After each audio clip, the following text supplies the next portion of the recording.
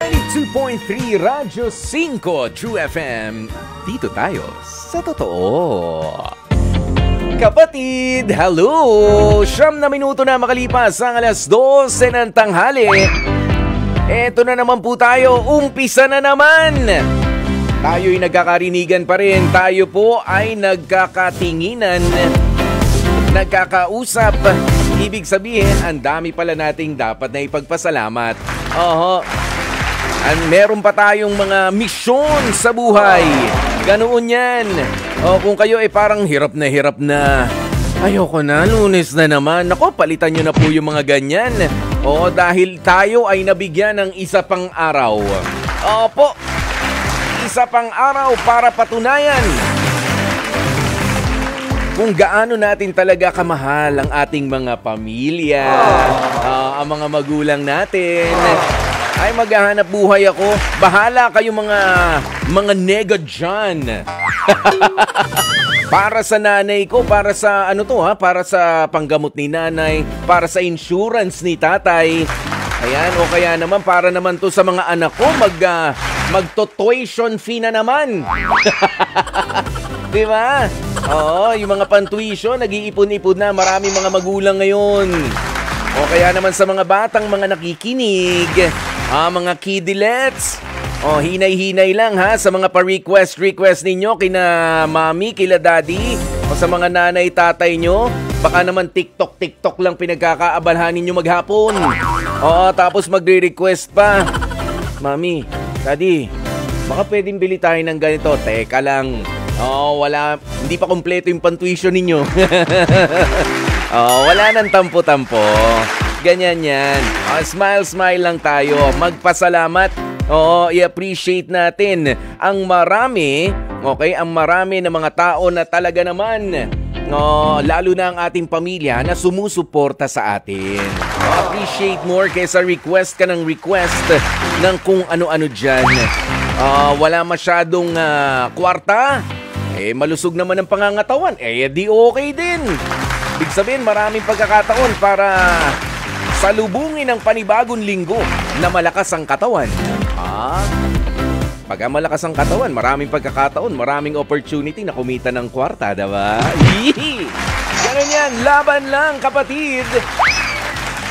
Kaya naman laban na rin etong ating mga supporters talaga at daman-daman namin linggo pa lamang sa ating catch-up episodes. Maraming salamat po ha sa lahat ng mga marami talagang mga tumututok sa ating catch-up episodes every Sunday at 12 noon.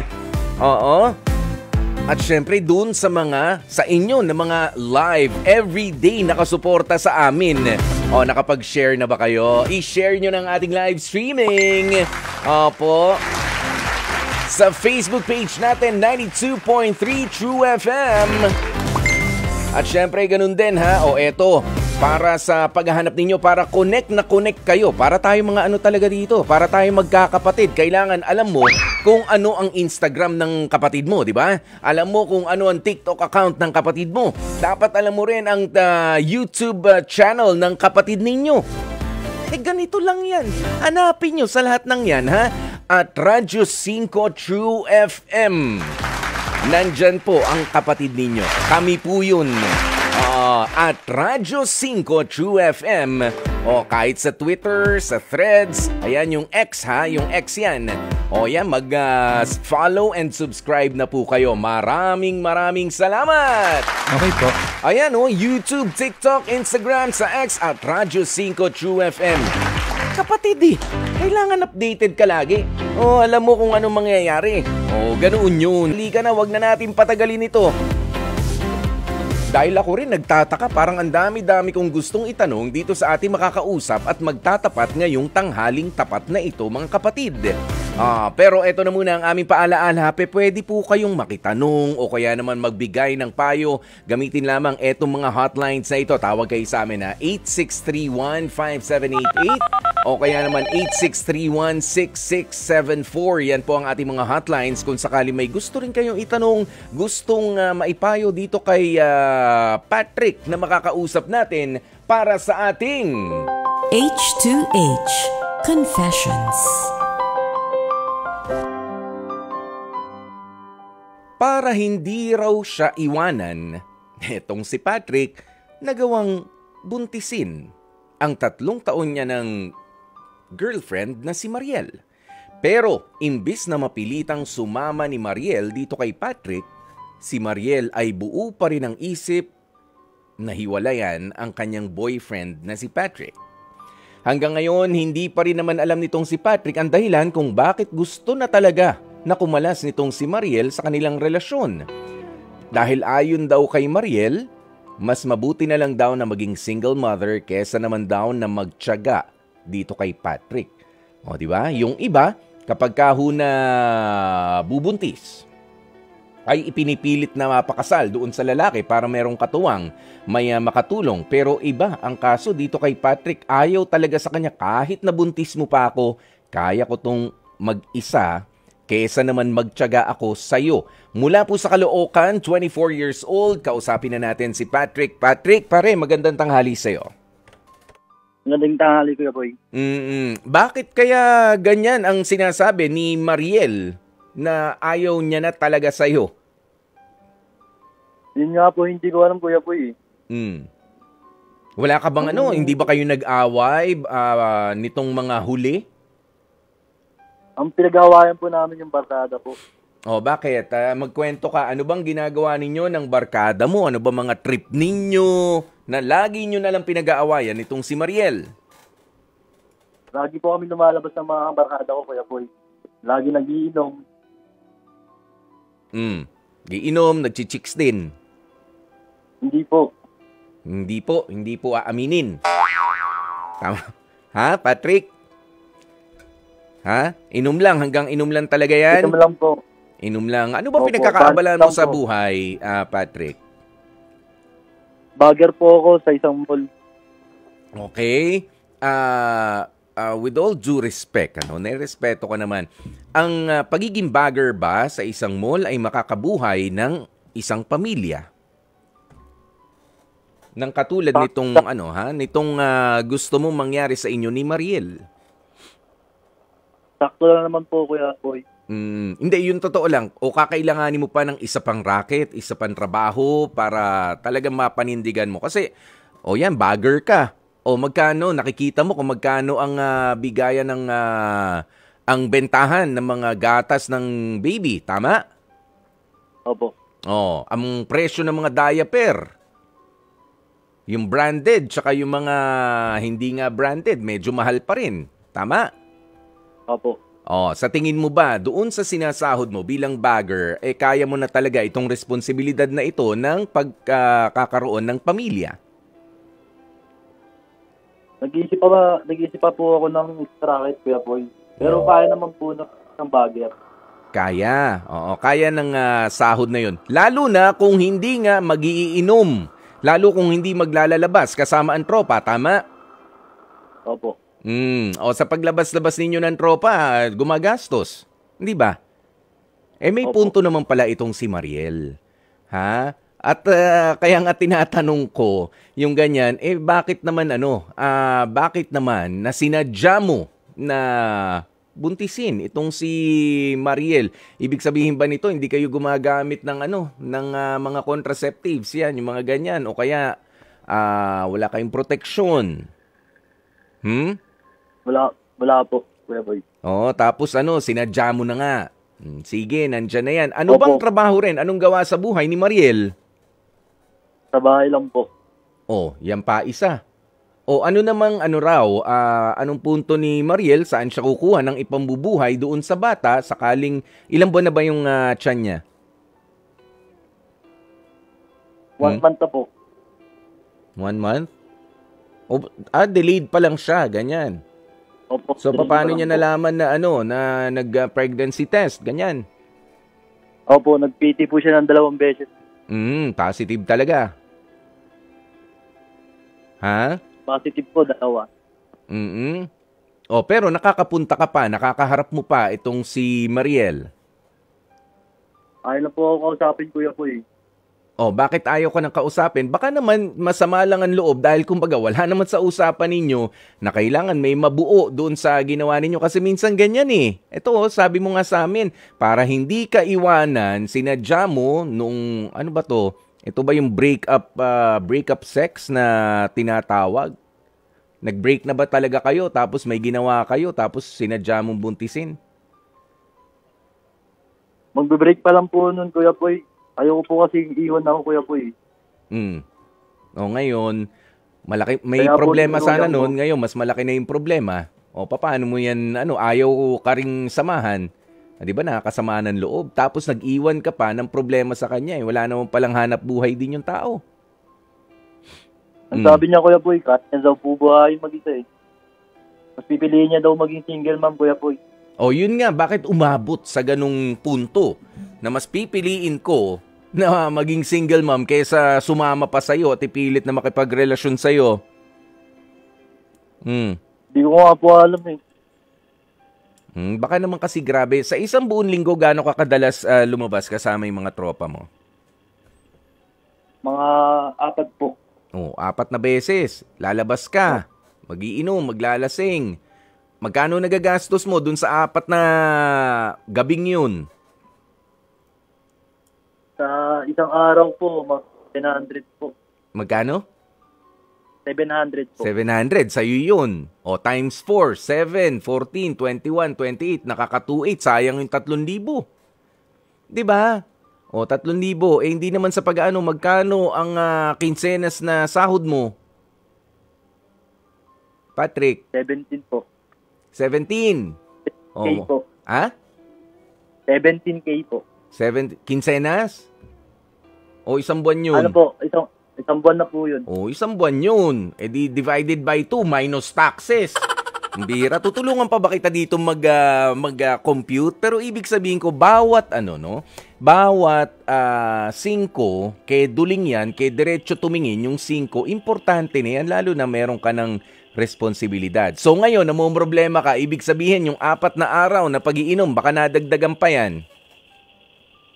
Opo, namumroblema na po ako. Ayun nga eh. Namumroblema. Pero sabi ko nga, 'di ba, katulad ng paulit-ulit ko na lang sinasabi sa mga tumatawag dito, ang problema, halimbawa, ay nandun sa partner mo, kailangan mo manuyo, kailangan mo siyang kausapin, hindi sa ibang tao ang lapit.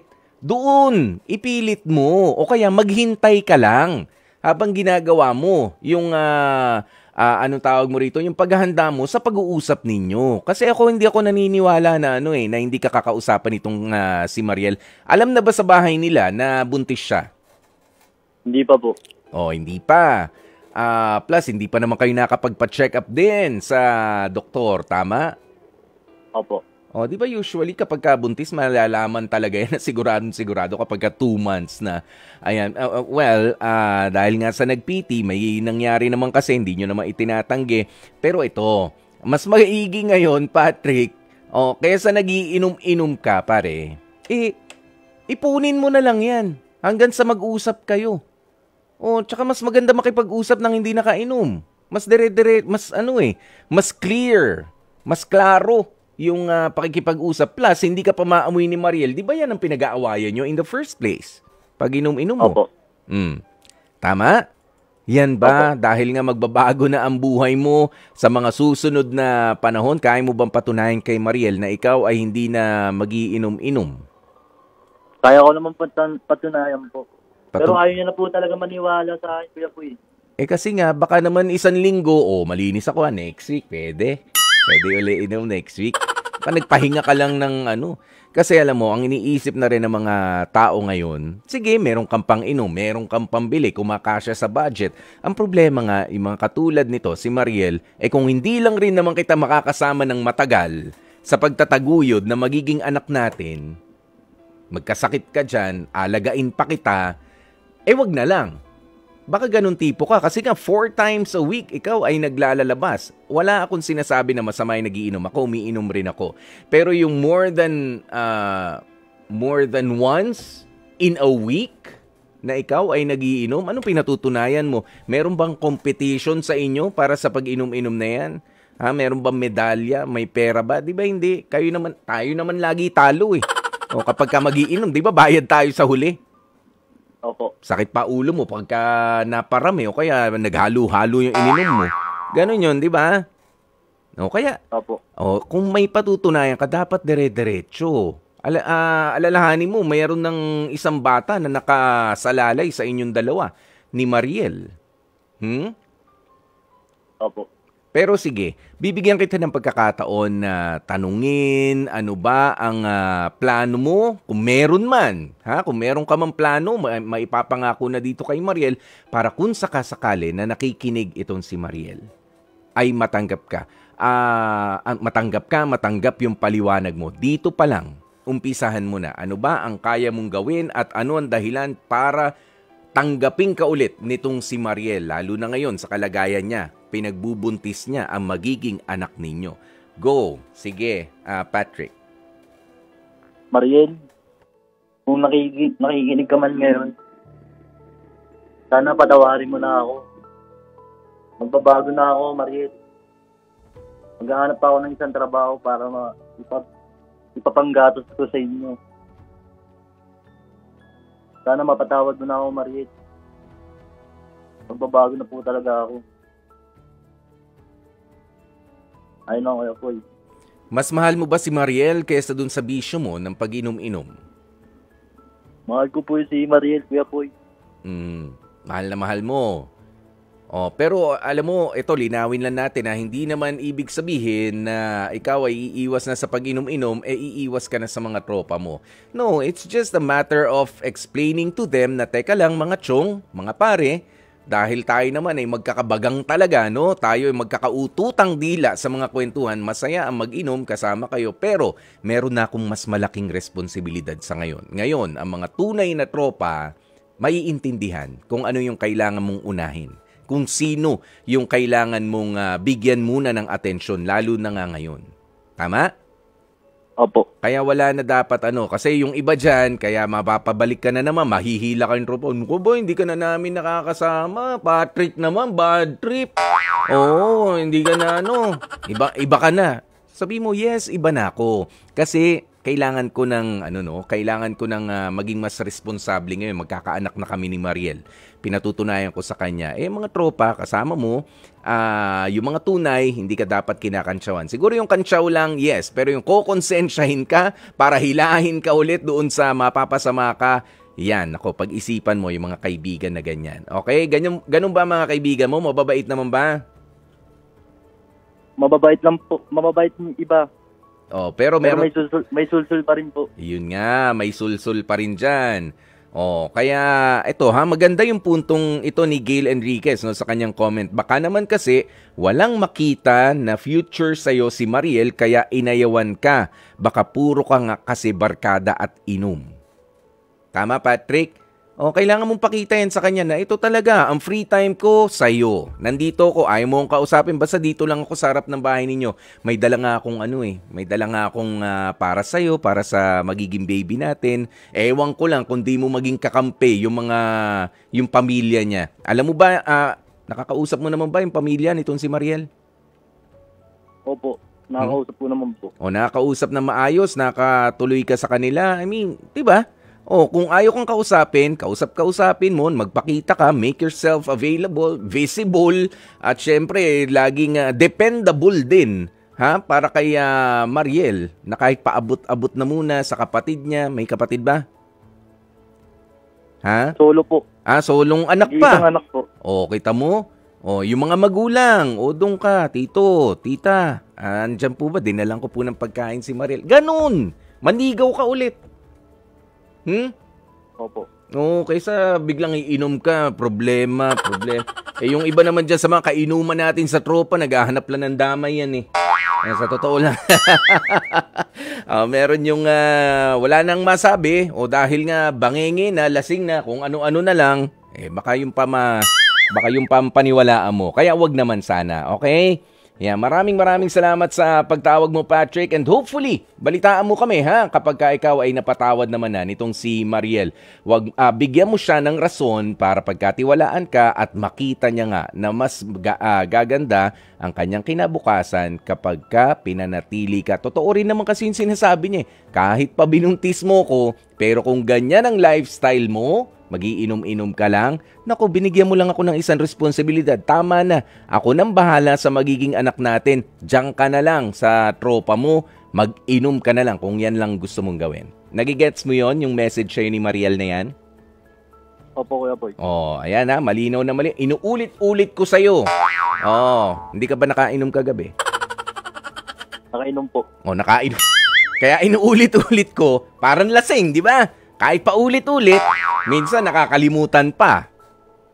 Pero yun talaga ang pinakamensahe niya sa'yo. Bigyan mo, patunayan mo siya. Patunayan mo yung sarili mo sa kanya. Babalik at babalik din yan. Okay? Okay po, Kuya Boy, salamat po. Maraming salamat din sa'yo and good luck, Patrick, at sa'yo rin, Mariel. Love question of the day, ano ang dapat gawin ni partner kung hindi showy sa feelings niya ang karelasyon? Eto na nga po ang inyong mga kasagutan, mga kapatid. Sabi ni Bea Lumabi, kung mahal niya, mas iparamdam niya na mahal niya ang kanyang partner. Kung hindi siya showy, dapat hindi niya nagayahin ito para tumagal ang pagsasama nila. Ako rin hindi ako showy pero mahal na mahal ko talaga yung partner ko.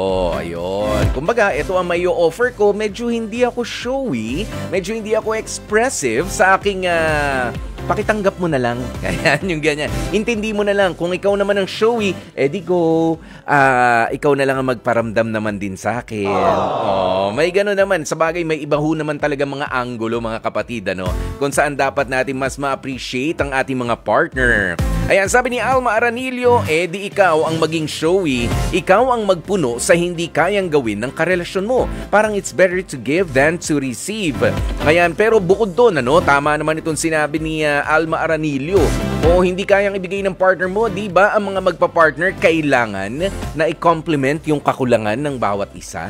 Kung kulang siya sa pagiging showy, sa pagiging expressive, ayan, lalo na nga yung sa physical na aspeto, o kaya naman doon sa mga, alam nyo na, sa mga gimmick.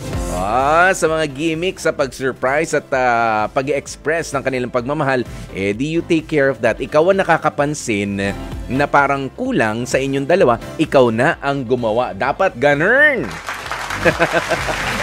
Si Darwin Rosel, sabi niya, hahayaan ko na lang siya ang magpakita ng nararamdaman niya. Mahirap kasi ang isang partner na introvert, lalo na kung na-experience ito sa kanyang mula pa nung childhood niya.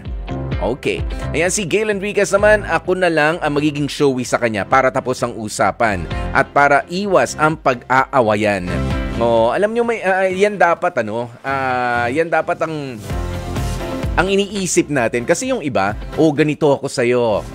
Ganito ako sa'yo. Dapat ganito ka rin sa akin. During pagka mga special dates, yung mga birthday, anniversaries, ganyan. Dahil sa ako ay marigalo, dahil sa ako ay mayakap, dahil ako ay mag-gimmick, merong pa-balloons, merong mga pa-explosion na mga ginagawa.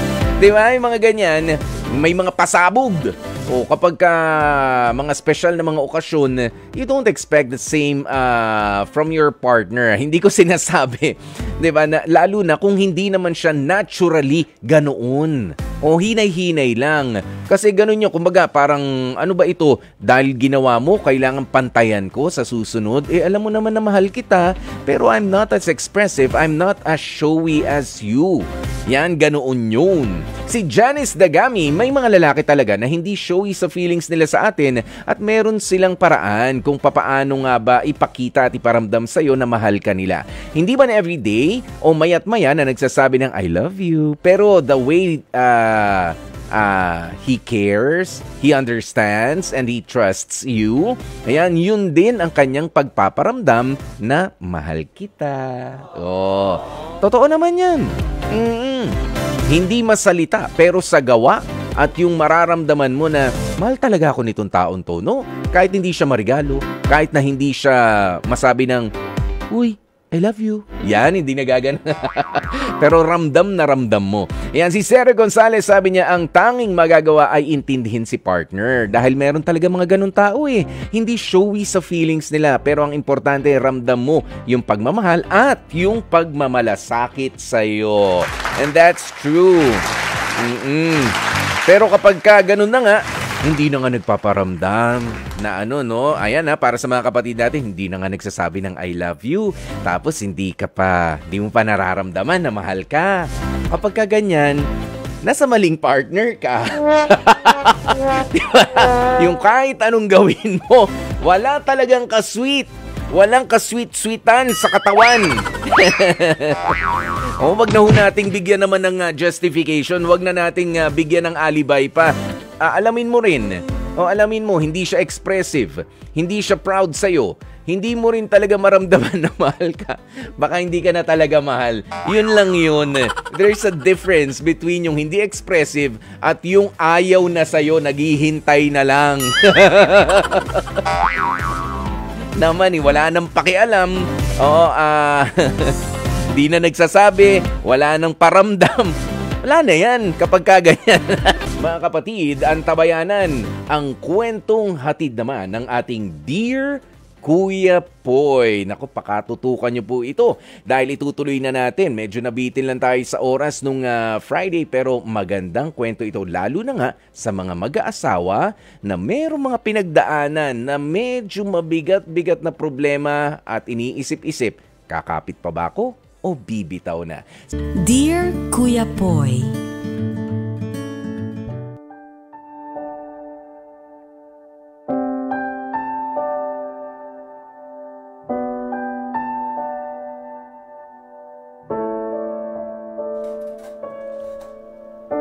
Dear Kuya Poy, hindi pala talaga lahat ay may second chance.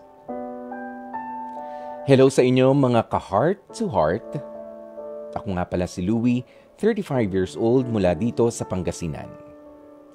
Pakiramdam ko unti-unti nang nawawala sa akin ang babaeng minahal at pinakasalan ko, si Suzy.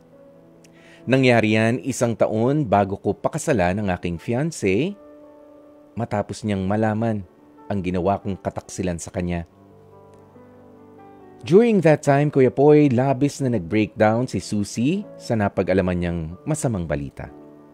Kaya naman hindi ko naiwasang mag-guilty ng lubusan sa ginawa kong pagtataksil na yun. Alam ko sa sarili ko na nagbago na ako. Simula nang ikinasal kami ni Suzy ay ipinakita kong hindi na ako ang lalaking nagpaluha sa kanya matapos ang ginawa kong katrayduran. Nagsikap akong muling makuha ang tiwala ni Suzy sa pag-asang manumbalik ang dating saya at sigla sa aming relasyon, pero unti-unti ay naramdaman kong parang nawawalan na rin siya ng interes sa akin at gana. Yung tipong mga simpleng detalye gaya ng paghalik ko sa kanya sa pisngi ay alam na alam kong iniiwasan niya na ako. Kapag umaabot kami sa punto na gusto kong maglambingan kami, maglabing-labing, ay nilalayuan na po ako ni Suzy. Sabay sabing sa ibang babae ko na lang daw hanapin ang romansa na yon. Maraming mga nagbago sa asawa kong si Suzy simula nang madiskubre niya ang ala-alang pinagsisisihan ko talaga hanggang ngayon. Kung dati ay nilulutuan niya ako ng masarap na almusal, ngayon, Kuya Poy, hindi na.